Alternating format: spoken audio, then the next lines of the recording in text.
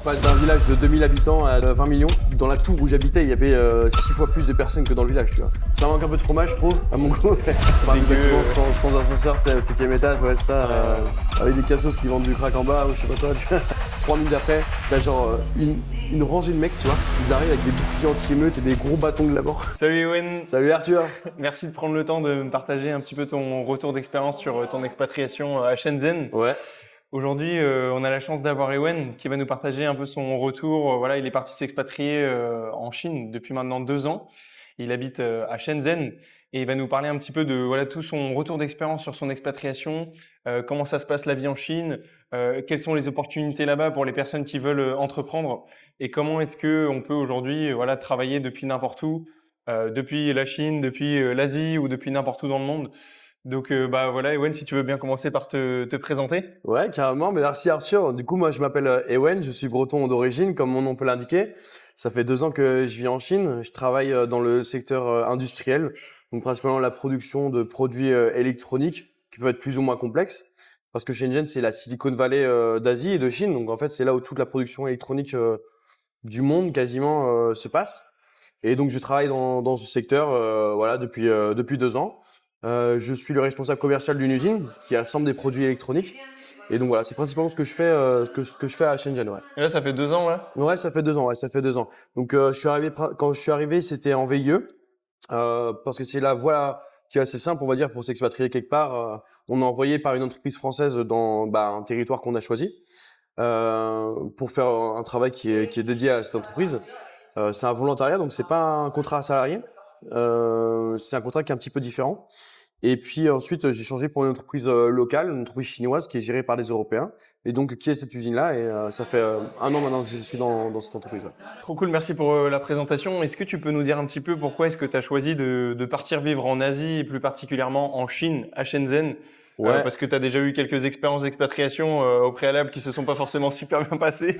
ouais, exactement. Donc pourquoi l'Asie? Parce que je pense que c'est une partie du monde qui est en forte croissance déjà, donc il y a pas mal d'opportunités. En général, les pays asiatiques ont des cultures qui sont très différentes de la culture française, donc c'est plus intéressant, je pense, sur le terme linguistique et la différence de vivre en fait tout simplement. C'est des pays qui sont quand même plus ou moins sûrs, enfin, qui sont même très sûrs, surtout pour les pays d'Asie d'Est. Donc je pense que c'est un endroit qui m'attirait depuis très longtemps, tout simplement. Et puis ouais, comme tu dis, j'ai eu une expérience d'expatriation avant qui était au Pérou, en Amérique du Sud. Donc j'étais parti pour représenter une entreprise française.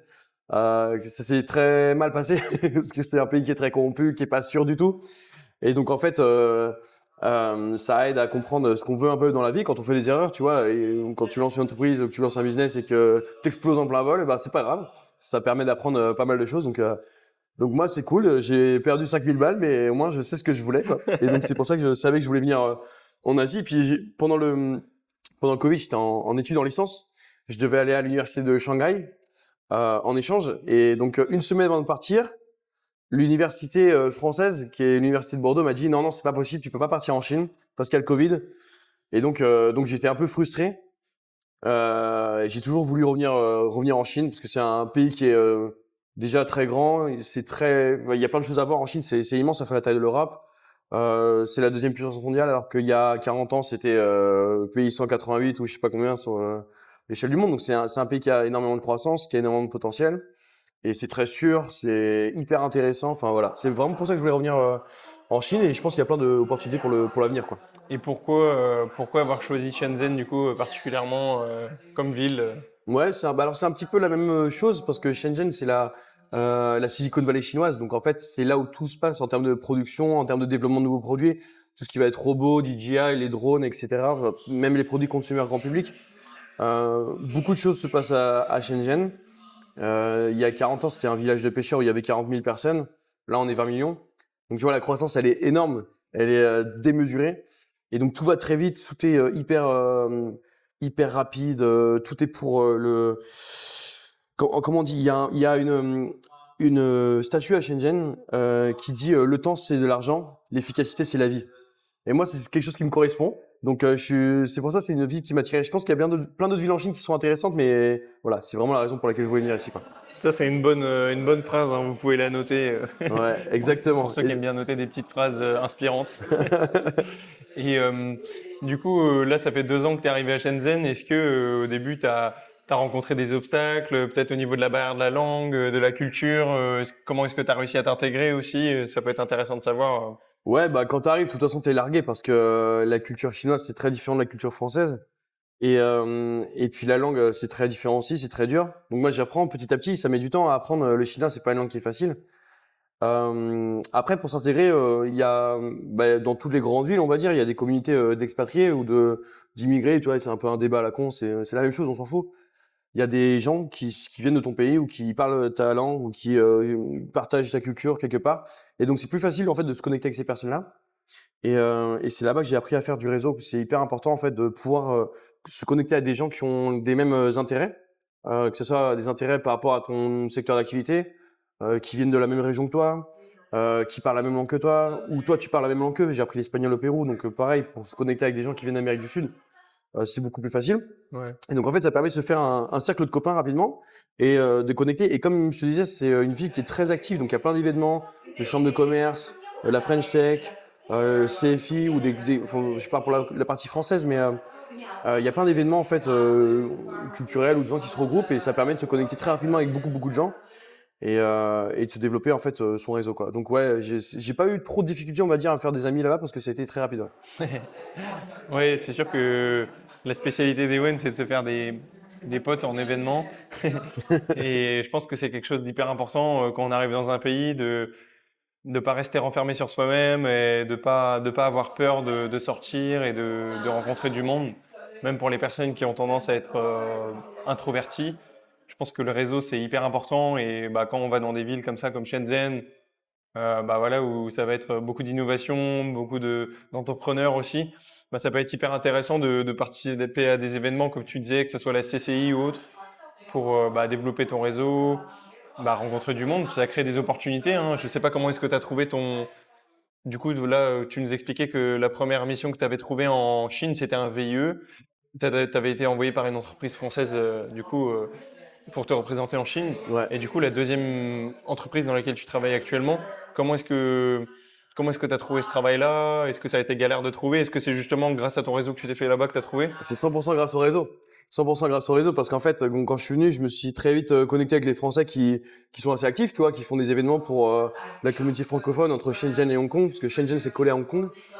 Et donc j'ai commencé à organiser des événements pour une organisation qui s'appelle le CFI, Club France International. Et donc c'est moi qui organisais les événements, qui invitais des gens, etc. Et puis bah, au fur et à mesure, tu as des gens qui viennent et qui partent. Et puis tu sais, tu connectes aussi sur LinkedIn avec les gens qui sont aux alentours à Shenzhen, les étrangers. Et j'ai rencontré un ami qui est grec, qui a son entreprise, qui a son usine depuis 15 ans. Et puis la première fois qu'on s'est vu, c'était vraiment dans cet événement-là. Il a aussi, du coup, le directeur des opérations dans cette entreprise qui est français, qui est venu aussi à cet événement. Et c'est comme ça qu'on s'est vu la première fois. Et en fait, c'est devenu des potes. Et puis de fil en aiguille, ils avaient besoin de quelqu'un pour la partie commerciale. Et donc voilà, j'ai trouvé le travail. J'ai pas eu d'entretien d'embauche, j'ai pas eu de CV, j'ai pas eu de tout ça. Ouais. C'est vraiment le réseau qui fait les choses. Et je pense notamment la partie freelance. Il y a beaucoup d'entreprises qui ont besoin de freelance. Tu vois, c'est les entreprises qui demandent. Et en fait, soit je pense que tu peux te connecter quand tu arrives dans un nouveau pays, que tu es freelance, avec une communauté de freelance, de gens qui travaillent, qui vivent de ça, qui sont reconnus dans leur milieu, et qui pourraient avoir trop de projets, ils savent pas quoi en faire, du coup ils peuvent Ouais. te le donner. Ou alors tu pourrais te connecter avec des gens qui bossent dans une grosse usine, une grande entreprise, pardon, je dis n'importe quoi, L'Oréal, Decathlon, ça peut être n'importe quoi, et qui ont besoin de développer quelque chose, qui n'ont pas le temps. Bah voilà, ils peuvent être intéressés pour prendre un freelance, et ça peut être des projets qui durent 2-3 ans, tu vois. Donc je pense que c'est intéressant aussi pour la partie freelance, Ouais, de débloquer pas mal d'opportunités. carrément. Ouais. Le fait d'aller bosser peut-être ouais, dans des cafés ou des trucs, ça permet aussi de voir ce que les autres gens y font et de s'ouvrir un petit peu Les parce chakras, que quoi, comme on dit. Là. ouais comme enfin nous on voit toujours ce qu'on fait tous les jours au quotidien, on se rend pas forcément compte ce que les autres y font et le fait de voir un petit peu bah, l'étendue des possibilités, de voir ce que tout le monde fait, bah justement ça peut ouvrir d'autres trucs hein. Par exemple, on peut commencer freelance dans un domaine et puis rencontrer quelqu'un qui est freelance dans un tout autre domaine Et puis en fait, bah, il dit tu devrais essayer ça, c'est trop bien, tu essayes et puis au final ça te plaît et puis c'est comme ça que en rencontrant du monde, tu ouvres de nouvelles portes quoi. Ouais, ouais. Donc hyper intéressant. Ah ouais. Avant de partir du coup t'expatrier là-bas à Shenzhen, est-ce que tu avais des peurs en particulier ou vraiment t'es parti hyper confiant, hyper serein, comme tu avais déjà eu une expérience d'expatriation avant? Ouais, comme je suis parti au Pérou, j'étais parti en mode complètement YOLO kamikaze. Et que ça s'était hyper mal passé. Enfin, c'était vraiment ghetto. Je vivais dans les quartiers pourris à Lima et tout. C'était un peu chaud. Là, je savais que je partais en Chine, donc c'était un pays ultra sûr. Ouais. J'avais pas peur, quoi. Y a pas peur, hein. Vraiment, tu passes du truc, tu sais, maxi bancal à un pays top niveau, hyper safe et tout ça. Ouais. Bon, la langue, c'est toujours un problème parce que dès qu'il faut faire des papiers et tout ça, c'est chiant. Mais bon, après, t'as des copains chinois qui peuvent te traduire. Tu peux même traduire avec l'IA, quoi que ce soit. Donc, c'est pas terrorisant, quoi, tu vois. Pas de souci par rapport à ça. Et les Chinois, comment est-ce que tu les trouves par rapport à tous les stéréotypes qu'on peut avoir voilà, est-ce que tu t'es senti, enfin, est-ce que tu te sens bien intégré là après 2 ans là-bas? Est-ce que ils sont aidants? Est-ce qu'ils sont avenants? T'as rencontré ta chérie là-bas aussi? Enfin, Ouais, exactement. dis-nous tout. Exactement. Donc, ouais, j'ai rencontré une copine là-bas. Je pense que les Chinois sont très accueillants, en fait. Ils sont très curieux. Ils sont très curieux, mais c'est pas une façon de curieux comme nous on aura en Europe, par exemple, parce qu'ils n'ont pas beaucoup d'étrangers. Donc quand tu vas dans des endroits un petit peu reculés, bah, ils vont venir, ils vont te prendre en photo, et ils vont te regarder, waouh, tu vois, parce que t'es bizarre, t'es pas dans la norme, dans le T'es sens différent. t'es pas normal, parce que t'es pas dans la norme. Et donc c'est sûr quand tu vas dans un petit village où il y a jamais d'étrangers qui viennent, bah tu vois, t'es l'attraction, on va dire. Mais c'est pas mal placé, tu vois. Ouais, ouais. C'est pas méchant. C'est de la curiosité. Et je pense que les Chinois, ils sont très sympas. Ils adorent parler. Tu vois, ils sont très curieux. Ils parlent pas forcément très bien anglais, mais de toute façon, c'est moi qui suis venu là-bas, donc c'est à moi de m'adapter, de parler chinois, d'apprendre le chinois. Donc non, très bien intégré. Je pense Et que oui, c'est vraiment des gens sympas. ils appréciaient le fait que du coup tu t'imprègnes à fond de leur culture et que tu apprennes le chinois, enfin là du coup tu peux peut-être aussi nous expliquer ça, à quel point c'est difficile d'apprendre le chinois et comment est-ce que tu as pu progresser et apprendre le chinois. Ça pourrait intéresser toutes les personnes qui veulent s'expatrier dans un pays où ils parlent pas du tout la langue. Si tu as des petits conseils pour ça, Ouais, bah voilà, dis-nous tout. ouais, carrément. Donc déjà, ce qui est important, c'est de se dire, s'il y a un étranger qui vient en France et qui reste en France 5 ans, 10 ans, et qui sait dire bonjour, merci, rien d'autre, bah tu vois, tu vas te dire, ouais, il en a rien à foutre, quoi. Il est venu parce qu'il y avait un intérêt. Bon, honnêtement, je sais pas s'il y a trop d'intérêt en France, mais voilà, c'est pas très respectueux, je pense. Et donc, c'est pareil, si vous expatriez dans un pays, si vous restez longtemps dans un pays, immigrer dans un pays, c'est pareil, c'est le même débat. C'est important d'apprendre la langue locale. Même si c'est dur, même si ça demande des efforts, c'est important de l'apprendre. Pas forcément se buter, tu vois, à apprendre ça pendant 8 heures par jour, mais c'est important. Être régulier dans Ouais, l'apprentissage. être régulier et montrer aux gens que tu t'intéresses, que voilà, si t'es là depuis un mois, bah tu sais rien. Mais si ça fait 8 mois que t'es là, bah tu sais parler un petit peu. Si ça fait 2 ans que t'es là, tu sais parler un peu plus. Et je pense que c'est très important pour respecter les gens, respecter la culture dans laquelle on va. On est des étrangers, on a un visa. Ça veut dire que c'est pas notre pays, on n'est pas chez nous, donc on doit respecter les gens. Et, euh, et comment j'ai appris le chinois? Donc, bah beaucoup de Duolingo au début. Ouais. Ouais, Duolingo, ça aide à donner des bases en vrai. Enfin, tu vois, tu commences, tu connais rien du tout, donc. Il y a pas de placement de produit. Ouais, il n'y a pas de placement de produit. Et, la plupart de mon chinois, je l'ai appris avec les conducteurs de taxi. Ah ouais? Parce que dans mon ancien travail, je faisais plein de voyages en taxi, tu sais, où je sortais les week-ends aussi, etc. Et donc, je passais plein de temps dans le taxi, parce que Shenzhen, c'est une ville qui fait 80 km de long, donc c'est grand, tu vois, on passe du temps dedans. Et puis, bah, au lieu de rien faire, je me dis, mais je vais pratiquer le chinois, tu vois. Donc, je commençais à parler avec le Trop bien, chauffeur. ouais. Et à chaque fois, ils étaient super contents. Et ils pensent que tu parles chinois, du coup, ils commencent à parler dans tous les sens et tu comprends plus rien, mais c'est pas grave, c'est là où tu apprends, quoi. Donc, franchement, ouais. Il faut parler aux gens, il faut aller voir les locaux. Il y a aussi des locaux qui parlent sûrement, qui parlent français. Donc, bah, tu peux te connecter avec des Chinois qui parlent français, qui vont t'expliquer leur point de vue, qui vont t'expliquer comment c'était leur point de vue à eux en France aussi. Ils vont pouvoir t'expliquer aussi plus en détail certains mots ou certains concepts c'est comme t'as une partie culturelle aussi, t'as des concepts, donc on a aucune idée de ce que ça veut dire, quoi. On comprend rien. Ouais. Donc si on t'explique en anglais sur l'application Duolingo, bon, c'est une Ouais, explication un c'est peu galère, bancale. ouais. Par contre, si quelqu'un qui parle ta langue, il peut aller vraiment dans le détail et tu peux vraiment comprendre. Ça aide à la compréhension, quoi. D'où l'importance de se faire un réseau, que ce soit des locaux hein, ou des expatriés qui se sont expatriés. pour qu'ils puissent vous donner aussi tous leurs conseils, que ce soit sur l'apprentissage de la langue, l'intégration dans le pays et autres. Je pense que c'est hyper important. Ouais, exactement. Et puis, ça peut servir aussi à plein d'autres personnes parce que, par exemple, moi, j'ai un ami, il est chinois, il parle français, il a étudié en France, il est avocat. Donc, dès que je sais qu'il y a un Français qui veut établir une société en Chine, je lui dis, bah, moi, je connais un avocat, il parle français, il est chinois, donc il connaît très bien la loi et tu peux communiquer avec lui dans ta langue. Ouais. Et donc, lui, à mon ami, ça lui apporte des clients. Aux gens que je rencontre, bah, ça leur apporte un peu la sécurité, tu vois. Ils se disent, j'arrive quelque part, je suis perdu. Nickel, je Bah, peux c'est parler clair. français, je peux expliquer. Et donc, ouais, c'est important de connecter avec des gens qui sont proches, on va dire, culturellement de toi, c'est beaucoup plus facile.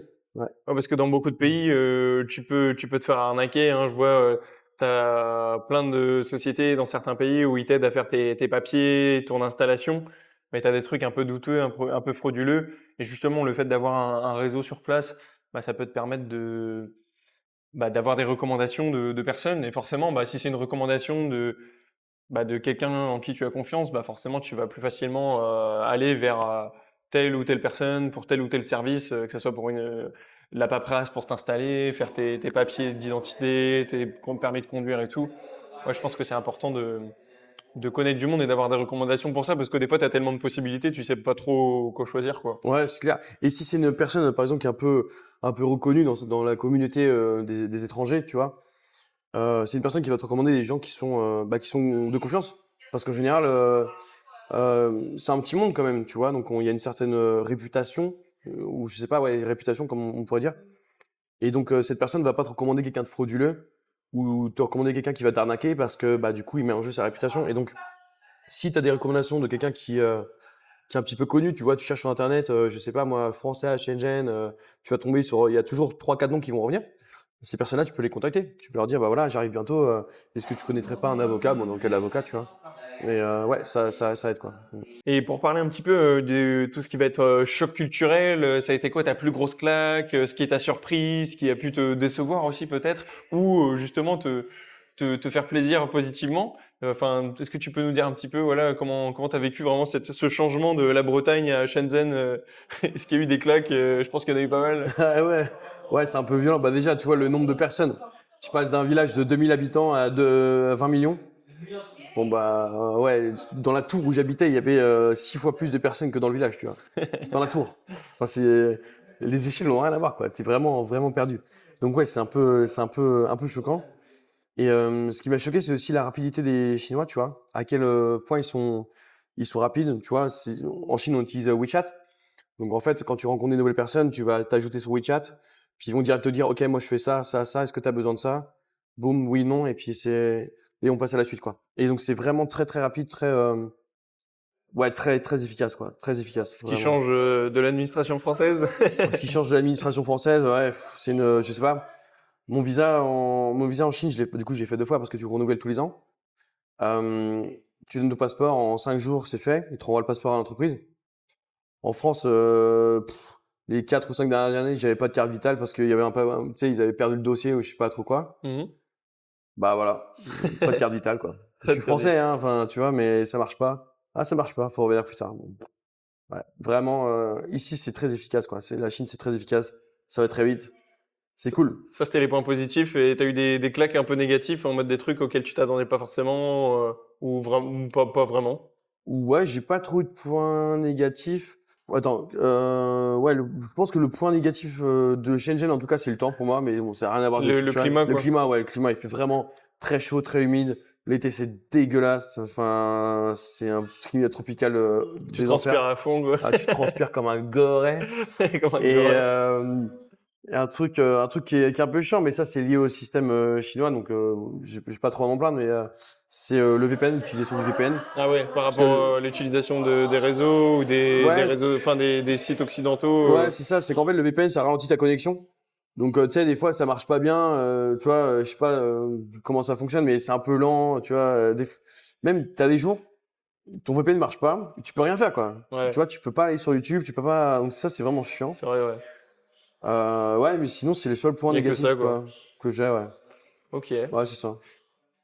Et enfin, j'ai une question qui me vient comme ça, mais du coup, tu te verrais pas rentrer en France ou habiter dans un autre pays pour Non, l'instant? pas pour l'instant. Après, c'est dur à dire, est-ce que je vais rester ici longtemps, tu vois? Longtemps, oui. Combien de temps, je sais pas. Rentrer en France, non.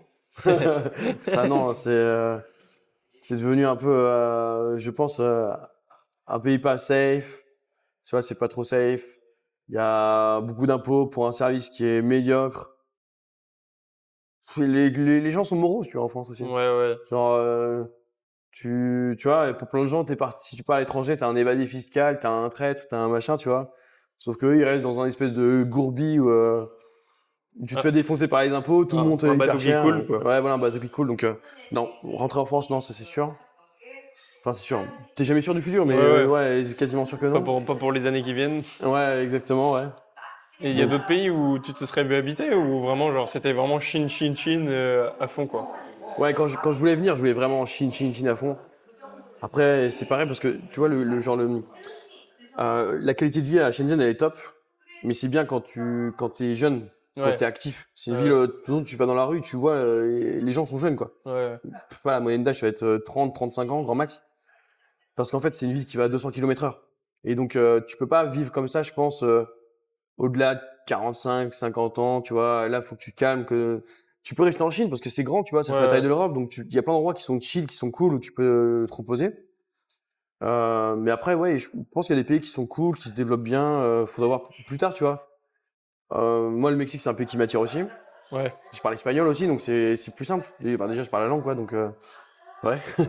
Donc peut-être, quoi. Je sais pas. Il y a une possibilité de partir plus tard, mais ça dépendra Ouais, des. ça reste hyper différent. On parle vraiment pas de la même chose, mais ouais, mais c'est vrai que le Mexique, c'est un pays cool aussi. Après, je pense que, bah, de toute façon, l'inconvénient de tout ce qui va être Amérique centrale, Amérique latine, ça va être La sécurité, ouais. la sécurité surtout. Même si La on a beau corruption. dire que c'est safe, enfin, tu sais, hein, il y a plein de gens qui y vont, qui disent que c'est safe. Je pense que tu as toujours une partie de toi qui est pas sereine, même une petite partie, hein. Ouais, mais même, et tu vois, t'as des gens qui disent c'est safe, mais oui, c'est peut-être que c'est safe. Ils ont vécu 6 mois. Ouais, Tu vois, si tu vas y habiter pour poser ta retraite, ouais, donc on va dire t'es 60 ans, t'es, je sais pas, à 80, 85 ans, tu vois. Bah, tu restes 25 ans, donc ouais. faut que ce soit safe pendant 25 ans. Ouais, c'est ça. Tu vois, si ça change de gouvernement comme au Pérou, tu vois, où ils changent de président tous les 6 mois, Ouais. tu peux pas, tu vois, tu peux pas te. Enfin, il y a un risque qui est trop élevé, je pense. Donc, Parce qu'en Chine, il y a zéro criminalité. Enfin, c'est ultra safe. Genre, tu peux laisser je sais pas, ta valise dans la rue, t'as personne qui va te la voler, quoi. il va rien se passer. Ça, c'est cool, quand Le même. système de caméra, plein de gens en France critiquent ça parce que ils se disent que t'es surveillé, machin et tout. Sauf que, tu sais, c'est les mêmes qui se plaignent quand ils se font agresser au couteau à Paris. Ouais, ouais. Bah ça n'existe pas en Chine parce que s'il y a un mec qui a un comportement bizarre, déjà il va se faire voir par les caméras Ouais, c'est fou, ça. et la police va l'attraper en 3 minutes, quoi. Ouais, c'est C'est un dingue, truc ça. de ouf. Moi, il m'est arrivé quelque chose. J'avais perdu. C'est de ma faute. On allait dans un petit karaoké. Tu sais, c'est des boîtes dans des centres commerciaux où tu peux chanter, etc. Et j'étais allé avec ma copine et puis j'avais mon sac à dos avec mon ordi, les rongbao. Donc les rongbao, c'est l'argent que la famille te donne au Nouvel An chinois. Et il y avait l'équivalent de, je sais pas, 1 500 € en rongbao, tu vois, dans le sac. Et puis on part pour aller prendre le train parce qu'on en allait dans une ville au nord. Et dans le taxi, je me rends compte, mais complètement con, tu vois. Complètement con. J'ai plus mon sac à dos. Et là, merde, grosse panique, tu vois, donc je sais pas quoi faire. Donc, on retourne au centre commercial, pardon. On va dans la cabine, plus de sac. Donc là, on demande aux voisins et tout. Les voisins, ils disent pas de soucis, on appelle la police. 3 minutes après, t'as genre une rangée de mecs, tu vois. Ils arrivent avec des boucliers anti-émeute et des gros bâtons de la mort. En mode, on va défoncer la gueule celui qui t'a volé ton sac, tu vois. Et je dis, je sais pas, il était là, le sac, il était là. Il fait, ok, pas de soucis. Donc il appelle un de ses potes, tu vois, le flic, le chef des flics, quoi. Il regarde les caméras, tu sais, en accéléré. Il fait, ok, il y a des gamins qui l'ont pris. Ils sont partis en bas, ils sont partis à l'accueil. Allez voir l'accueil. On va voir l'accueil, tu vois. Le sac était là, il y avait tout dedans. Donc en fait, en 7-8 minutes, ils ont retrouvé le sac, il y avait tout dedans, tu vois. C'est hyper rapide, quoi. Ah, c'est un truc de C'est ouf. hyper rapide. En France, t'aurais dû aller déposer plainte. Allez, je vous écoute. Ouais, mais déposer plainte, tu sais, ça sert Ils à. l'auraient pas retrouvé, quoi. Mais c'est Ouais, ça qui est faut ouf, mieux, quoi. faut mieux te faire justice toi-même en France. Ouais, Ça sert à rien de déposer plainte. Donc, ouais, malheureusement, trop bien. c'est efficace, quoi. Ouais, il y a énormément de points positifs là, de ce que tu me dis, que ce soit dans les opportunités que tu peux avoir sur la partie business, on va en reparler juste Ouais. après, la qualité de vie, le service qui est hyper bon, l'accueil des gens et leur ouverture aussi, quoi. La bouffe, tu nous as pas parlé forcément de la bouffe, mais Ouais. c'est comment la bouffe en Chine? Je pense que tu as pas mal de, de variétés, tu as plein de trucs de toute façon, et puis enfin dans la ville dans laquelle tu es, Shenzhen, c'est quand même international, donc je pense que tu as plein de possibilités de manger aussi d'autres gastronomies ou Ouais, pas trop? t'as oui et non, parce qu'en fait, donc la Chine c'est énorme, tu vois, ça fait la taille de l'Europe, c'est gigantesque. Et donc t'as plein de styles de bouffe différents. Chaque ville a sa propre cuisine et tout ça, tu vois. Donc t'as un style qui est illimité quasiment.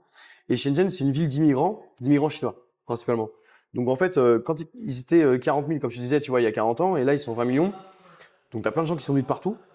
Et donc, tu as plein de restaurants Tout naturellement s'est mélangé, ouais. qui sont de toutes les régions de Chine. Donc, en fait, tu peux manger toute la bouffe de Chine à Shenzhen. Trop Et ça, bien. c'est hyper cool. Après, c'est pas une ville qui est très internationale, je pense. Moins que Hong Kong, tu vois, ou peut-être Shanghai. Donc, tu as des restaurants étrangers, etc. Mais c'est pas comme quand tu vas à Paris, par exemple, tu vois. C'est vraiment beaucoup plus de la bouffe chinoise. Mais tu as tous les styles. Et c'est hyper bon. Tu as tout ce que tu veux. Tu as du épicé, pas épicé, du halal, pas du halal. T'as vraiment tous les styles de bouffe, quoi. Ça manque un peu de fromage, je trouve, à mon goût. Bon, c'est parce que je suis français, quoi. Mais ouais, non, il y a ce qu'il faut, il y a ce qu'il faut. Trop bien.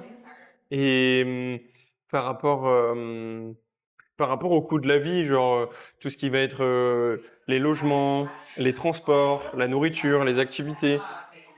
Voilà, enfin, comment est-ce que tu t'en sors par rapport, toi qui as vécu à Paris, si tu compares à Paris, est-ce que c'est moins cher, est-ce que c'est plus cher, est-ce qu'il y a des choses qui diffèrent, enfin, et avec combien est-ce que tu peux t'en sortir aussi pour vivre décemment dans une ville comme Shenzhen?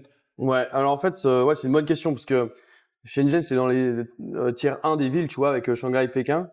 Et, euh, et donc, c'est pas une ville qui est pas chère. C'est une ville où il faut un certain budget si tu veux vivre là-bas. C'est pas comme si t'allais, je sais pas, au Vietnam en mode je vais vivre dans ma yourte YOLO, tu vois. Ouais, Ça va pas le faire, quoi. Donc, il faut bien compter pour un logement long terme. C'est pas un hôtel, etc. Je pense qu'il faut bien compter 700-800 euros par mois. En vrai, c'est pas excessif, hein, Non, je pense. c'est pas excessif, mais c'est pas, tu vois, c'est parce qu'il y a plein de gens qui vont se dire ouais, la Chine c'est pas cher. Ouais, ouais, Je vais en Chine, ouais, j'ai 50 euros l'hôtel pour le mois. Non, ouais. c'est pas comme ça que ça va se En passer, vrai, quoi. tu sais, je compare un peu tous ceux qui montrent les apparts avec piscine qu'ils ont à Bangkok, tu vois. Et bah, de mémoire, c'est dans les 400-500 balles par mois qu'ils payent pour Ouais, avoir une sorte de studio, tu vois, où ils ont accès à pas mal de services dans dans la tour, ouais. l'immeuble. Mais là, en vrai, c'est un peu pareil, un petit peu plus cher, je pense, Un peu quoi. plus cher, ouais. Je dirais que c'est un peu plus cher quand même, Peut-être ouais. il n'y a pas forcément une piscine dans tous les tours non plus. T'as pas forcément, t'en as, hein. Moi, dans mon ancien building, c'était ça, on avait une piscine, on avait une salle de sport. Trop bien. Je payais, en euros, ça doit être ça, c'est 700 euros, quoi. Ouais, C'est- ça reste raisonnable, quoi. Ça reste raisonnable. Ça Et reste après, et raisonnable. après Je pense que c'est moins cher que Paris. ouais, bah oui, c'est sûr, Ouais. c'est Enfin, sûr. je sais pas c'est quoi les prix maintenant, mais je pense que c'est moins cher que Paris, surtout pour le service que t'as. C'est carrément mieux, quoi. C'est-à-dire, t'es dans une tour neuve, qui est illuminée, qui est trop stylée, t'as une Ouais, piscine, ouais. C'est pas un vieux bâtiment ouais, c'est tout pas un vieux dégueu. bâtiment sans ascenseur, c'est au 7e étage, ouais, ça, Ouais, avec des cassos qui vendent du crack en bas ou je sais pas quoi, tu vois. c'est sûr. Et sur le coût de la vie, bon là pour les logements, par rapport à tout ce qui est bouffe, transport, activité, enfin, je pense que toi tu manges régulièrement à l'extérieur, tu te fais rarement à manger, quoi. Ouais, c'est toujours, alors soit c'est resto, soit c'est livraison. Tous les jours. Tous les jours. Tu cuisines jamais? Je cuisine, Du je fais du guacamole? guacamole, ouais. Ouais, parce que ça, c'est l'habitude du Pérou, quoi. Au Pérou, je bouffais des kilos et des kilos d'avocats, donc là, c'est pareil. Euh, un plat dans un restaurant, un plat basique, tu peux commencer à 15 yuan, ça fait 2 euros. Ok. Tu peux monter, après, c'est pareil, t'as tout, mais tu vois, tu vas dans un restaurant étranger, tu peux monter à 500, ça fait 70 euros. Ouais, Donc ça va de 2 à 70, quoi. ouais, Mais mais si tu genre la veux, moyenne de ce que tu manges. la moyenne, ça va être, moi, je dirais 25, 30. Donc ça fait, je suis très bon en maths, donc ça doit faire 3 ou 4 euros. Ah ok. Donc c'est pas très cher. Par repas. Par repas, ouais. Donc, Et livraison, c'est pareil. ah ouais. Donc Même ça veut chose. dire que t'en as pour 10-15 balles par jour de bouffe, quoi. Ouais, c'est ça. Alors après, si tu prends des trucs Ouais, un peu plus élaborés, ça va être 10 euros, on va dire, ta livraison, tu vois. ouais, ouais. Mais bon, c'est correct. Enfin, moi, en général, le midi, je mange dans un petit resto à côté de l'usine, tu vois. Ça me coûte 22. Ça fait ça, 3,50 €. C'est ouf ça, en vrai. Et Ça coûte que dalle, hein. ouais, c'est que dalle. Et puis la livraison, c'est moins de 10 euros, quoi. Donc, ouais, au final, j'en ai pour 10 euros pour toute la journée. Bouffer au resto et bouffer en livraison, tu vois.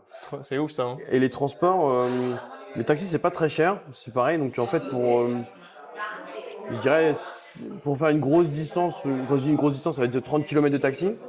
On va être sur 10 euros. Ah Comme ouais, ça, tu vois, 30 ouais. bandes quand même. Quelque chose comme ça, ouais. Ça coûte que dalle en vrai.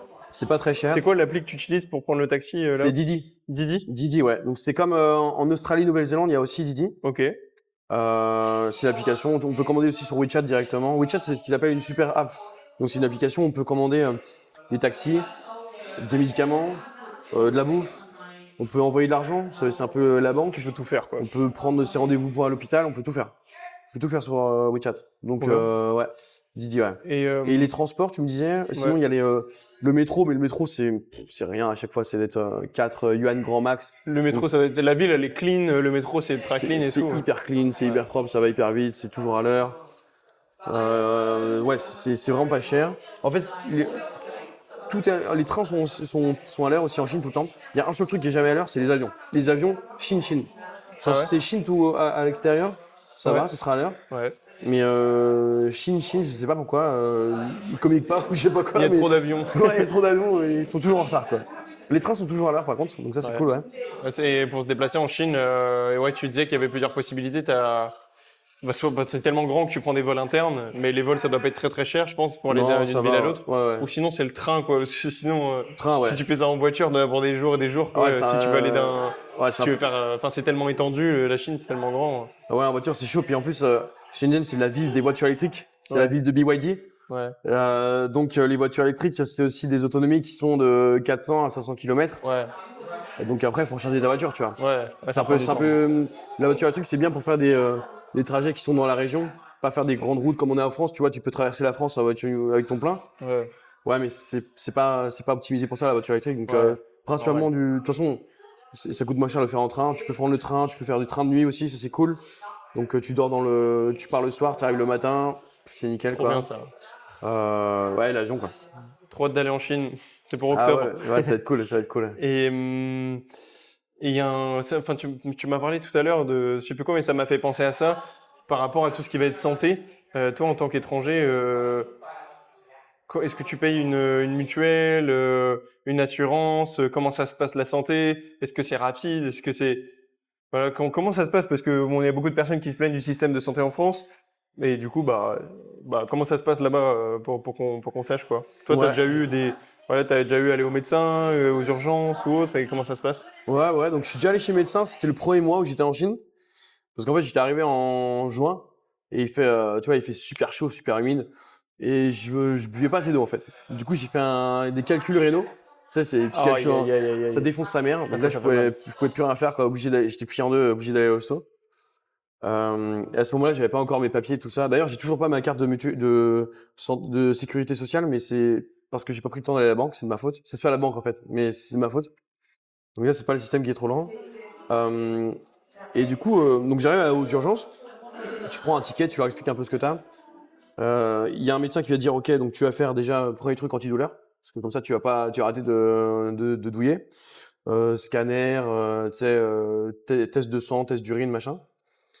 Et donc tu vas faire ta piqûre pour l'antidouleur, ça va mieux. Et après tu attends 15 minutes, tu passes au scanner direct, prise de sang, test de pisse, tu restes 1 heure et tu repars et ils te donnent tes médicaments. Donc c'est ultra efficace. Les urgences, c'est vraiment les urgences dans le sens où tu arrives, tu es pris en charge. Et en fait, l'avantage de la Chine, c'est que comme c'est un pays où il y a plein de monde, ils ont l'avantage de la structure. Donc ils peuvent faire des hôpitaux qui sont gigantesques avec des milliers de médecins. Parce qu'en fait, ils ont des millions de personnes à soigner. Ouais. C'est pas comme en France où tu peux faire ça peut-être à Paris, tu vois, où Ouais, t'as des déserts médicaux dans certains endroits. ouais, ça, tu vas pas faire ça par exemple à Vannes. Bon bah à Vannes, ils vont pas mettre 25 je sais pas comment ça s'appelle tu vois, cardiologue parce que il y a pas assez de population, tu vois, il y a peut-être plus besoin à Paris, mais ça veut dire que si d'un coup il fait un peu chaud et tu sais, t'as plein de gens qui ont des problèmes cardiaques, ils vont arriver, ça va être congestionné, t'as des gens qui vont malheureusement, tu vois, avoir des problèmes dans la salle d'attente. Donc l'avantage de la Chine, c'est qu'ils ont déjà une structure qui est opérationnelle. T'arrives, t'es pris en charge. Ça c'est nickel. Combien ça coûte? Donc je t'ai dit, j'ai fait un scanner, j'ai fait prise de sang, test d'urine, j'ai eu des médicaments, on va dire officiels, plus de la médecine chinoise. Ça c'est l'avantage de la Chine, t'as toujours des petites pastilles, tu vois, ils te donnent. Ça m'a coûté l'équivalent de 80 €, je crois. Ok. Donc tu vois, un scanner en France, si tu le payes de ta poche, à mon avis, tu serais plus dans les 800 ou les 1000 €. Je pense que c'est un peu cher. Et donc ouais, c'est pas si cher que ça. Moi personnellement, j'ai pas pris d'assurance santé pour l'instant. Enfin, j'en paye une avec mon travail parce que tu es obligé, mais c'est en gros, c'est de l'argent que tu accumules sur ta carte de sécurité sociale que je dis pas parce que je dois aller à la banque la chercher. Ouais. Mais je pense que dans les années à venir, je vais prendre une assurance parce que si tu as un gros problème, tu as un Ah bah ouais. AVC, tu as un cancer, tu as un truc, tu débourses, bah, tu vois, pour soigner un cancer entièrement, ça coûte 400 000 RMB. Donc ça fait 50 000 euros. Pour soigner un cancer? Ouais, soigner un cancer, ouais. Ouais, c'est Donc sûr. je Ouais. pense que c'est beaucoup moins cher qu'en France parce que bah, c'est pareil, tu as encore l'avantage, tu sais, c'est une économie d'échelle. Tu as plein de médecins, donc en fait, ça coûte pas forcément très cher d'aller voir le médecin. Tu as plein de médicaments parce qu'ils produisent des médicaments pour 1,4 milliard de personnes. Donc ça coûte moins cher qu'en France. Même, Ouais. ça a toujours un coût qui est quand même assez élevé. Donc je pense que c'est un truc à prendre en compte. Notamment si il y a des gens dans ta communauté qui partent à Singapour, aux États-Unis, au Canada. Ouais, dans des C'est destinations comme ça, méga hors de prix. Donc là, faut vraiment bien se couvrir, quoi. Ouais. Ouais. Bah ouais, c'est tout con, tu vois, mais on était quand on a été à Bali la dernière fois, j'ai fait du surf et bah, comme je sais pas surfer, ma planche de surf elle a heurté la tête de quelqu'un Bam. et du coup, le pauvre, en vrai, je me sentais trop mal et en vrai, ça aurait pu très très mal finir, hein. Et du coup, bah, j'avais pas pris d'assurance et du coup, le mec, bah, on a dû l'emmener à l'hôpital, tu vois, parce que bah, ça lui avait ouvert un petit peu le dessus de la tête. Et bah, je voyais qu'ils étaient en train m'écrire la facture, quoi. Je voyais Te tous fumer. les chiffres. Je me suis dit, ils peuvent mettre n'importe quoi dessus. Ça peut être 1000 euros, ça peut être 100, ça peut être 1000, ça peut être 2000. Je dois payer, quoi, parce que bah, eux, ils ont pas forcément trop les moyens de payer et tout. Ils vont te saigner. Et je me suis dit, oh là là. Donc, je me suis embarqué et puis j'avais pas d'assurance, tu vois. Je sais plus combien j'ai payé. Ça devait être c'était pas énorme, tu vois. J'avais dû payer entre 100 et 200 balles. Mais c'est des trucs tout cons, mais si le mec, ça avait été plus grave, bah, C'est j'aurais ça. pu avoir des énormes problèmes, Ouais. avoir à payer une somme énorme ou peut-être même aller en prison, hein, si le Ouais. mec, il avait été vraiment Mal en point, quoi. blessé beaucoup plus fort, quoi. Donc, ouais, ça fait relativiser. Je dis ça alors que là, on est en Corée, j'ai pas pris d'assurance. Moi non plus. Mais, mais voilà, si on va dans des pays un petit peu plus, un peu moins développés, on va dire, et qu'on a des activités, on va faire du surf, on va faire du quad, on va faire du saut en parachute, on va faire de la plongée. Là, il faut systématiquement prendre une assurance. Bon, après, là, on est en ville, mais on n'est pas à l'abri qu'il y ait une voiture qui nous roule sur le pied, hein. Mais Ouais. bon, pour des destinations comme ça, je sais que je prends pas d'assurance. Maintenant, j'ai une carte bancaire aussi qui me couvre. Ouais. J'ai regardé justement parce que je m'étais posé la question, est-ce que je prends une assurance ou pas? Et je sais que là, avec ma carte bancaire, tu vois, je suis couvert, bien couvert. Et du coup, j'ai pas besoin d'assurance. Mais c'est parce que le voyage, il dure moins de 2 ou 3 mois, je crois que c'est ça. Ouais, ça, faut Et toujours regarder les petites lignes, quoi, ouais, parce c'est ça. que Parce que pour les longs séjours, en mode là, expatriation, bah là, ça fonctionne plus l'assurance de votre carte bancaire. Il faut vraiment avoir une assurance spécifique longue durée ou si vous vous installez dans le pays, bah, avoir une assurance localement, je pense. Alors là, je suis pas expert là-dedans. Mais en tout cas, faut pas rigoler avec la santé, hein, parce que il y a eu des histoires comme ça de personnes qui se sont blessées fort, qui ont dû être rapatriées par avion. Et là, c'est ouais. des dizaines, voire des centaines de milliers d'euros. Ouais, par exemple, je connais une personne qui a été renversée au Mexique par une voiture. Il y avait des frais d'hospitalisation au Mexique. Et en fait, c'était assez grave, tu vois. Donc, elle a dû être rapatriée en France, dans un lit médicalisé, dans un avion. Et heureusement, elle avait pris une assurance. Parce que le coût du rapatriement en lit médicalisé dans l'avion, c'est 150 000 euros. Donc là, t'as intérêt à avoir ton assurance, quoi. Ouais, Ça fait mal. Et pareil, j'ai vu un gars passer, j'ai donné un peu, mais je crois qu'il est portoricain, un étranger qui est en Chine. Et sa femme, en fait, partageait un appel aux dons parce il a un cancer, genre stade 3 ou un truc hyper avancé. Puis tu sais, ils avaient rien prévu, tu vois, ils avaient pas d'assurance, enfin, ils gagnent leur vie, mais tu sais, ils ont pas mis de thunes de côté, etc. Et donc là, ils doivent payer pour le sauver. oui. Et c'est la course, tu vois, c'est la course Ah à ouais, c'est l'argent. chaud. Ouais. Donc moi, j'ai envoyé un peu de sous, quoi, mais parce que je comprends un peu bah, la situation où j'imagine que, tu vois, quand t'es pas dans ton pays et que tu peux pas rentrer chez toi parce que chez toi, bah, c'est pareil, t'es plus dans ton pays, t'as plus de droit, t'as plus rien, quoi. Donc ouais, c'est malheureux, quoi. Faut penser à ça en avance, quoi. Ouais, faut pas déconner avec la santé. Ouais. Ouais. Bon, allez, on va trouver un sujet plus. Pour en revenir un petit peu sur la partie du coup plus business. Donc, bon, de toute façon, si vous voulez vous expatrier et gagner votre vie bah, depuis l'étranger, depuis un nouveau pays, il n'y a pas qu'une solution, hein. C'est soit vous travaillez localement, ou vous trouvez une entreprise bah, qui vous paye avec la devise locale, hein. Mais du coup, ça fonctionne pas forcément partout parce que si vous allez en Thaïlande, au Cambodge, au Vietnam, bah, les salaires sont beaucoup plus bas. Donc forcément, bah, vous allez peut-être pouvoir vivre, hein, avoir votre loyer, de quoi manger, Mais bah voilà, si vous vivez avec le même budget que les locaux, bah vous allez souffrir, hein, parce que sinon on est habitué aux standards européens. Bah voilà, c'est vraiment pas marrant. Donc si vous prévoyez d'aller dans des pays style Indonésie, Thaïlande, Cambodge ou même Mexique, hein, voilà, ils ont des salaires beaucoup plus bas. Donc je pense que c'est clairement pas l'option à privilégier. C'est vraiment plutôt d'avoir votre propre activité. Donc que ce soit en tant que freelance ou autre, hein. Je pense que c'est vraiment le meilleur des cas de figure parce que là, vous avez une liberté totale. Si le pays dans lequel vous allez vous plaît pas, bah, vous avez la possibilité de changer de pays parce qu'en fait, bah, simplement avec votre ordi, votre téléphone, une connexion Internet, vous pouvez aller de n'importe où. Donc pour moi, c'est hyper important, enfin hyper intéressant surtout d'avoir une activité en ligne parce que c'est la liberté de faire ses propres choix et de ne pas dépendre d'une entreprise ou d'être bloqué dans un pays parce que bah, parfois, imaginez, vous êtes à court de sous, vous êtes parti au Mexique, vous avez trouvé, j'en sais rien, une entreprise là-bas qui vous paye, mais pas suffisamment pour pouvoir mettre des économies de côté et pouvoir rechanger de pays. Donc, faut quand même bien réfléchir à deux fois avant de se lancer dans une expatriation. C'est quelque chose qui se mûrit bah, fortement. Et enfin voilà, je recommande dans tous les cas forcément d'avoir une activité en ligne. Donc d'ailleurs, petite parenthèse, si vous vous intéressez au fait de lancer une activité en ligne dans le métier enfin, en tant que freelance hein, et dans le métier de community manager, donc ça consiste à gérer les réseaux sociaux des entreprises, bah, je vous invite à aller voir le lien en description. Il y a une présentation vidéo offerte d'une vingtaine de minutes qui vous expliquera exactement comment est-ce que j'ai fait pour me lancer dans cette activité et comment est-ce que ça a pu me permettre de voyager dans une bonne vingtaine de pays ces 2-3 dernières années. Donc je vous laisse aller voir le lien en description. Mais donc voilà, si on résume, pour moi, le fait d'avoir une activité bah, en freelance ou à distance, donc qui serait basée potentiellement en France, hein, que ce soit en micro-entreprise ou autre, pour moi, c'est hyper intéressant dans le sens où si vous n'êtes pas sûr, comme Ewen, à 100% de vouloir vous installer dans un pays, que vous avez envie de barouder un petit peu, de tester différents pays, bah, je pense que c'est hyper intéressant comme option. Mais dans le cas d'Ewen, où il voulait vraiment être intégré pleinement à la culture, bah voilà, avoir une entreprise locale, bah là je pense que dans son cas c'est plus pertinent enfin de travailler localement dans une entreprise, surtout que Shenzhen, la Chine, c'est un pays qui est en pleine croissance, la ville dans laquelle il est, les salaires sont quand même bons.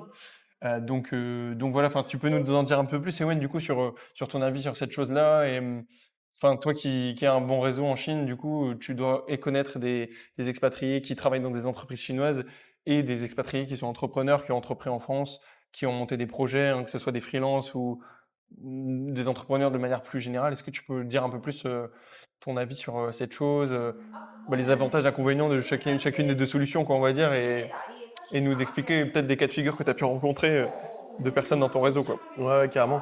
En fait, je pense pas qu'il y ait des masses de freelance en Chine. Ouais. Pourquoi? Parce qu'en fait, l'immigration chinoise, c'est très strict. Euh, L'immigration chinoise est très ouverte aux PhD, donc tu vois, aux docteurs, tu vois, aux entrepreneurs, est très ouverte aux gens qui ont des talents. Et tu vois, c'est comme en Thaïlande ou en Indonésie, tu as plein de gens qui viennent et qui font freelance, mais plus ou moins, et puis tu sais, ils sont pas trop stables. Ouais. Il reste quelques Euh, mois et après, leur activité, elle fonctionne pas assez bien, du coup. Ouais, voilà, Du ils coup, ils partent. fonctionnent pas assez bien, ils ont pas assez de clients. Donc, bah, si besoin de clients, vous pouvez en parler avec Arthur parce qu'il s'y connaît très bien. Mais, euh, mais voilà, si c'est pas très stable, en fait, l'immigration chinoise va dire non, pas de visa. Ouais. Donc, visa touriste, un mois, ok. Ils veulent que la crème de la crème, quoi. Ouais, Pas de boulet, quoi. voilà, c'est ça, exactement. Et donc, je sais pas pour la Chine, je pense pas que ce soit un très bon pays pour venir s'installer en tant que En tant que freelance. freelance, ouais. Souvent, faut créer une entreprise. Après, c'est faisable, hein. Enfin, je veux dire, on peut prendre du service, c'est pas un souci, quoi. Mais faut créer vraiment une vraie société, on va C'est dire. beaucoup de personnes qui font de l'e-commerce en Ouais, Chine, ouais. beaucoup d'e-commerce, beaucoup de sourcing, tu vois, de contrôle qualité produit, contrôle qualité usine. C'est très lié au monde industriel, à l'électronique et au e-commerce, évidemment. Mais ouais, c'est plutôt ça. C'est plutôt ces cas de figure-là. Euh, Moi, je pense que les pays d'Asie du Sud-Est sont plus à même parce que déjà, ils ont des visas qui sont. Je crois que c'est l'Indonésie et la Thaïlande qui ont des visas spécifiques pour les Pour les nomades, freelances ou ouais. pour les nomades digitaux. Ouais. Donc, bah, c'est des options à privilégier, je pense. Tu vois, ça veut dire que le gouvernement a conscience qu'il y a des gens qui viennent dans leur pays pour travailler en ligne parce qu'il y a un cadre de vie qui est cool, etc. Donc, bah, l'infrastructure, on va dire, est adaptée. Vous pouvez aller voir des gens à l'immigration qui vont comprendre ce que vous faites. Si vous dites à quelqu'un à l'immigration en Chine, ouais, je travaille en ligne, mais j'ai pas de société, Ouais. ça va pas être cool, quoi. Ouais, faut forcément avoir une société localement pour pouvoir y Ouais, rester. ouais, si tu travailles, en fait, parce que normalement, tu as un visa de un mois en tant que touriste pour quasiment tous les visas, passeports européens. Euh, et ensuite, il faut que soit tu fais des allers-retours avec Hong Kong, mais en fait, tu fais plein de visas touristes.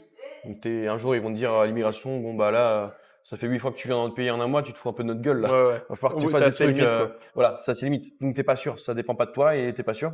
Donc, le mieux, c'est d'avoir un visa. Et pour avoir un visa, il y a différentes options. Soit tu crées une entreprise, comme dans tous les pays du monde, tu crées une entreprise. Donc, t'as ton visa, tu t'emploies toi-même, quoi. T'es ton propre patron. T'es employé dans une société, ce qui est mon cas. Donc, tu as un visa employé, tu as les visas humanitaires, qu'est-ce qu'il y a d'autre? Dans les pays d'Amérique du Sud, tu as beaucoup de visas ecclésiastiques.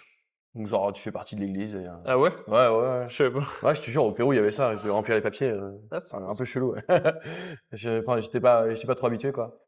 Et donc voilà. Donc, je pense que si vous faites du freelance, le mieux, c'est, pour moi, je pense, que c'est de se baser dans un pays, au moins 6 mois de l'année, qui est freelance friendly, on va dire. Tu Ouais. vois, qui ont des visas, nomades digitaux, etc. Pourquoi 6 mois de l'année au moins? Parce que ça vous permet d'avoir une résidence fiscale et d'être basé dans ce pays-là pour la résidence fiscale. C'est des pays qui vont être plus avantageux que la France. Si vous n'avez pas de résidence fiscale, automatiquement, votre résidence fiscale est votre pays d'origine, donc France ou Belgique ou Suisse ou enfin n'importe. Donc ça veut dire que si vous baladez un peu partout entre, j'ai dit n'importe quoi, Vietnam, Asie, Cambodge, Thaïlande, Mhm. 3 mois, pas de résidence fiscale, donc vous êtes résident fiscal français. Vous devez payer vos impôts en France. Admettons, vous gagnez de l'argent, mais vous claquez tout parce que vous vous marrez bien en Thaïlande ou au Laos, etc. Vous rentrez en France, bonjour, il va falloir payer les impôts sur toute l'année dernière. Ouais. Voilà la facture. Et là, ça fait mal, quoi. Tu Ouais. vois, je sais pas, je pense que c'est vraiment la meilleure option, c'est de se baser dans un pays au moins 6 mois. Et puis, se dire que c'est un peu ta base, tu vois. Et après, tu te balades, tu fais ce que tu veux. Ouais. Après, il y a les deux écoles, hein. Il y en a qui gardent la micro-entreprise en France parce que administrativement, c'est simple. C'est-à-dire que la micro-entreprise, on l'ouvre en 30 minutes. C'est gratuit à ouvrir. C'est le statut idéal pour démarrer parce qu'il n'y a pas besoin de comptable, il n'y a pas besoin de faire des fiches de paie, etc. Donc, administrativement, c'est hyper léger. On est plafonné à un petit peu plus de 80 000 euros par an en prestation de service. Donc, on peut quand même faire des bons chiffres.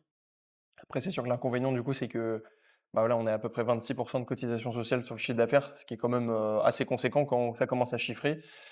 Donc, mais ça reste la simplicité. Si vous savez pas encore dans quel pays vous voulez vous baser et que vous voulez simplement vous balader à droite à gauche dans différents pays, moi je recommande d'avoir une micro-entreprise en France pendant cette période et de bien la garder. Mais par contre, le jour où vous voulez vous expatrier, admettons, j'en sais rien, moi, en Thaïlande ou au Mexique ou autre, là se renseigner avec un fiscaliste du coup localement pour ouvrir une structure localement, bien comprendre les enjeux, hein, la fiscalité, etc avant avant de bouger vos pions, c'est hyper important. Et d'avoir aussi plusieurs sons de cloche, parce que parfois, on peut tomber sur un fiscaliste, un mec qui dit bleu, l'autre il dit vert. Donc c'est hyper important de toujours prendre plusieurs avis avant de faire quoi que ce soit. Mais voilà, si je résume, moi je pense que ouais, dans un premier temps, il faut, si vous savez pas trop dans quel pays vous voulez vous expatrier, garder la micro-entreprise en France dans un premier temps. Une fois que vous avez fait votre choix, vous vous renseignez parce que si ça se trouve, localement, c'est pas du tout intéressant d'être résident fiscal ou de créer une entreprise. Tu vois, par exemple, je regardais au Mexique, ils payent énormément d'impôts au Mexique. Ah, pas sur les sociétés, je sais pas, mais genre personnellement. Donc, il y a vraiment énormément de spécificités à prendre en compte et chaque pays est différent. Donc, c'est vraiment hyper important. Mais en tout cas, le freelance, c'est la liberté, c'est la possibilité de faire vos propres choix, de travailler à votre rythme, de travailler d'où vous voulez. Donc ça, c'est cool. Bon, bien entendu, ça demande de la rigueur et, et un cadre, hein, parce que on peut toujours voir les cocotiers et autres, mais bien sûr, derrière tout ça, faut bosser.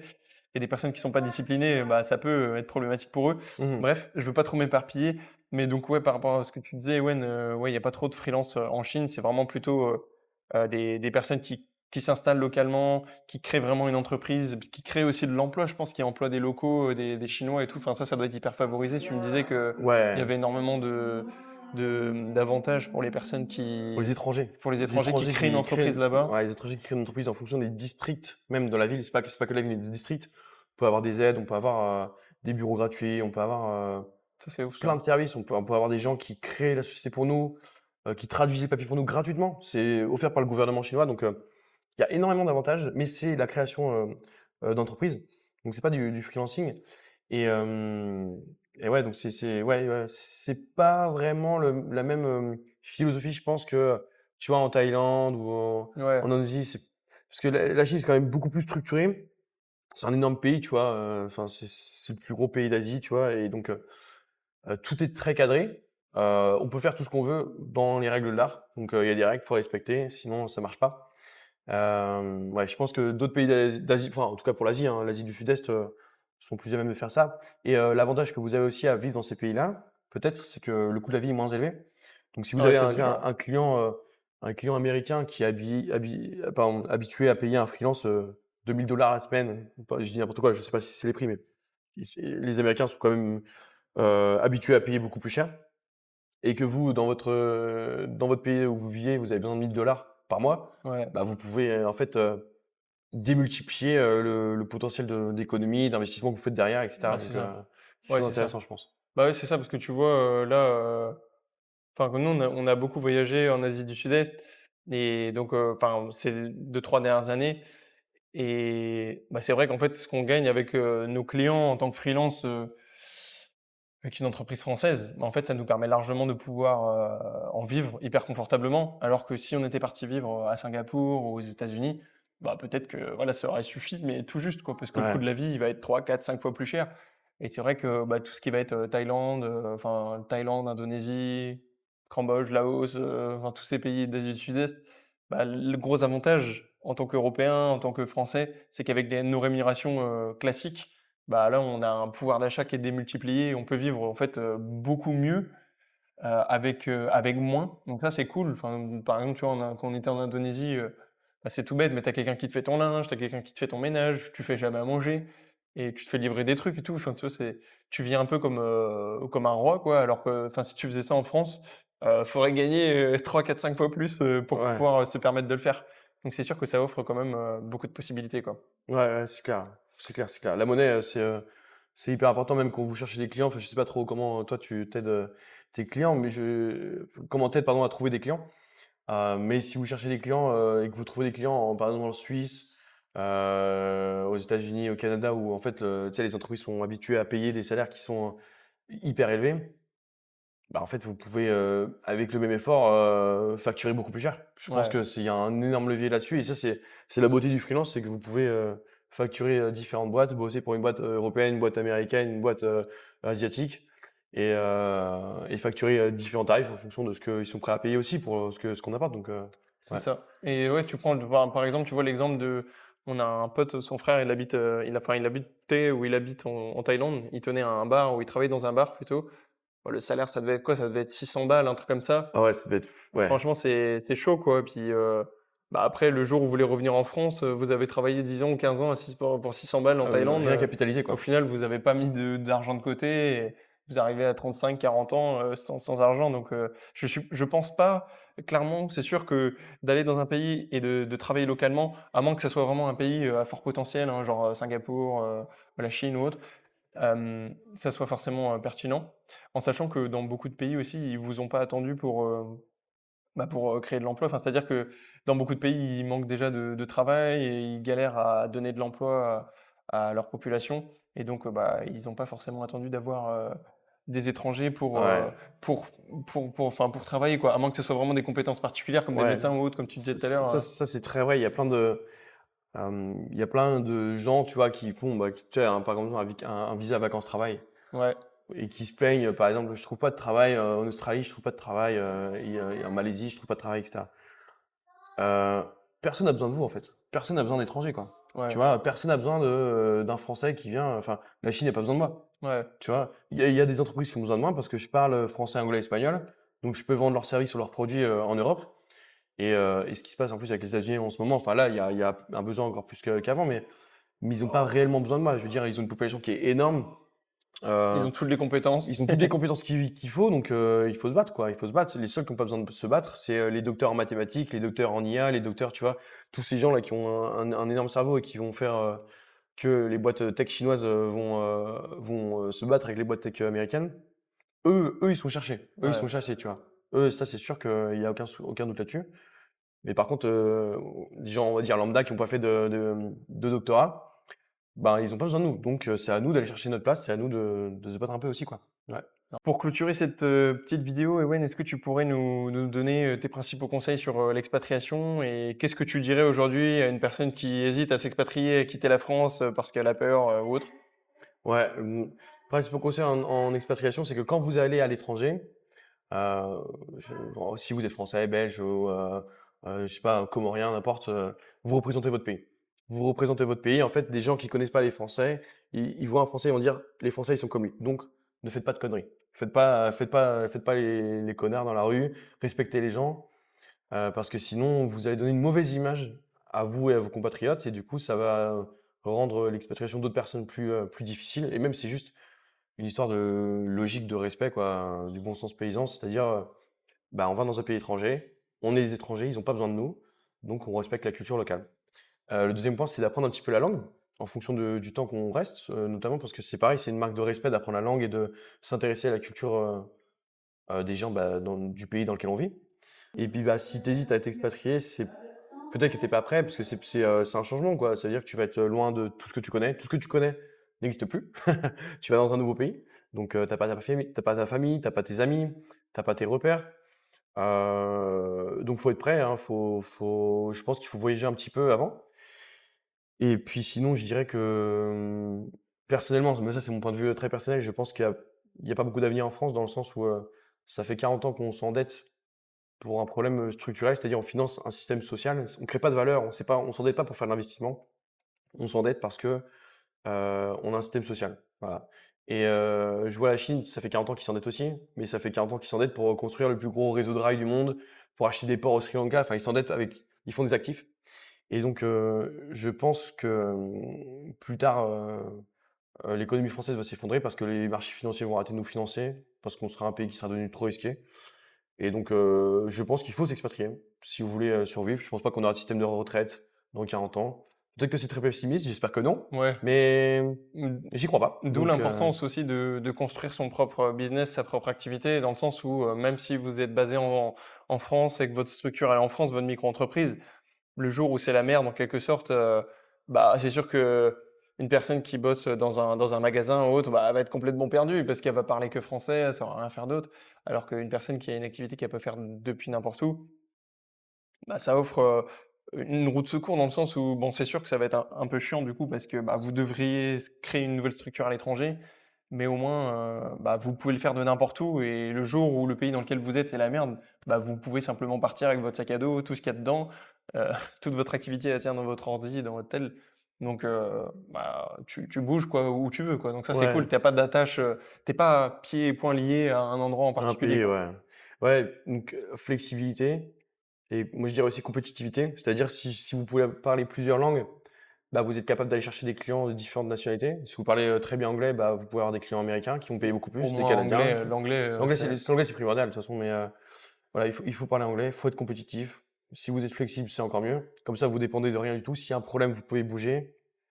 Et ça vous permet d'être, euh, je sais pas comment on dirait, tu vois, tu vois, en anglais, on dit bulletproof. Tu sais, quand tu es résistant aux balles. Bulletproof. ouais, genre Là, en c'est mode, crise-proof. C'est, en fait, vous êtes résistant aux crises, vous êtes résistant ouais.